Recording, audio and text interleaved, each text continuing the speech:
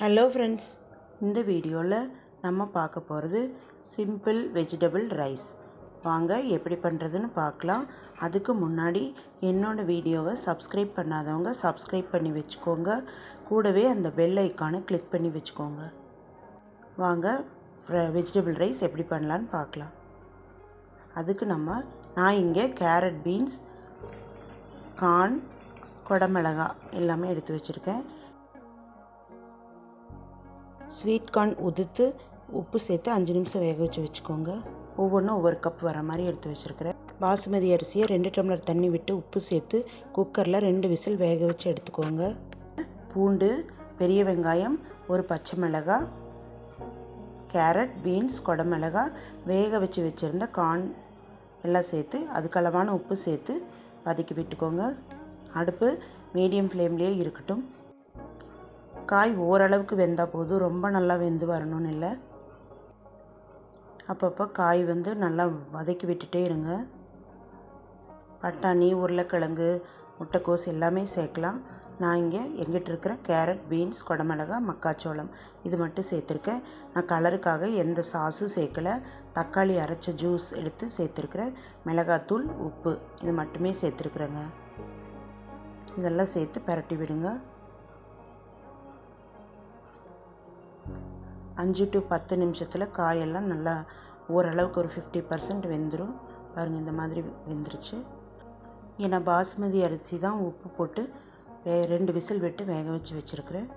இப்போ நம்ம ரைஸை சேர்த்துக்கலாம். காய்கறியோட ரைஸ் சேர்ந்ததுக்கப்புறமா ரொம்ப போட்டு கிளறாமல் லைட்டாக கிளறி விடுங்க. இப்படி இந்த காய்கறியில் இருக்கிற உப்பு, காரம் சாப்பாட்டில் படுற மாதிரி மெதுவாக கிளறி விடுங்க.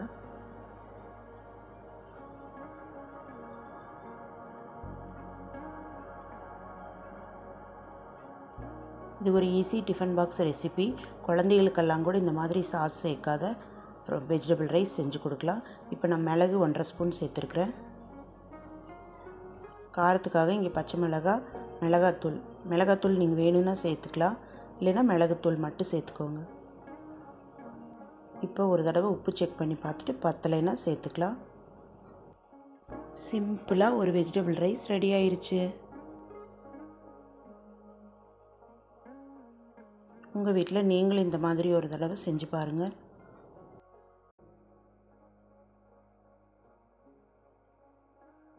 இப்போ நம்ம முட்டை சேர்த்துட்டு இந்த வெஜிடபிள் ரைஸை எப்படி பண்ணலான்னு பார்க்கலாம்.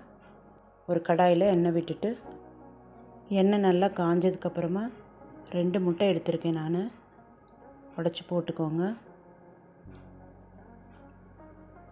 இந்த 2 முட்டைக்கு அளவான உப்பு சேர்த்துக்கலாம்.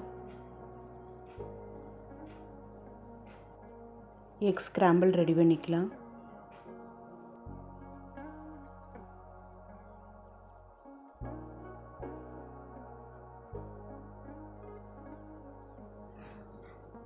இந்த முட்டையை நம்ம ஏற்கனவே செஞ்சு வச்சுருக்கிற வெஜிடபிள் ரைஸ் கூட கொஞ்சமாக எடுத்து மிக்ஸ் பண்ணிக்கிட்டா எக் வெஜிடபிள் ரைஸ்.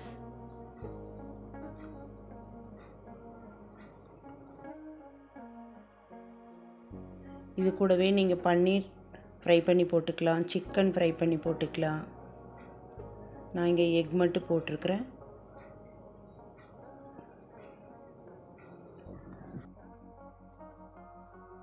இது எங்கள் வீட்டு சமையல், எளிமையான முறையில் வெஜிடபிள் ரைஸ், கூடவே எக் வெஜிடபிள் ரைஸ். நீங்கள் இதே மாதிரி செஞ்சு பாருங்கள். வீடியோ பிடிச்சிருந்ததுன்னா வீடியோக்கு ஒரு லைக் கொடுத்துருங்க. சப்ஸ்கிரைப் பண்ணாமல் பார்த்துட்டு இருந்தீங்கன்னா சப்ஸ்கிரைப் பண்ணி வச்சுக்கோங்க. தேங்க்யூங்க.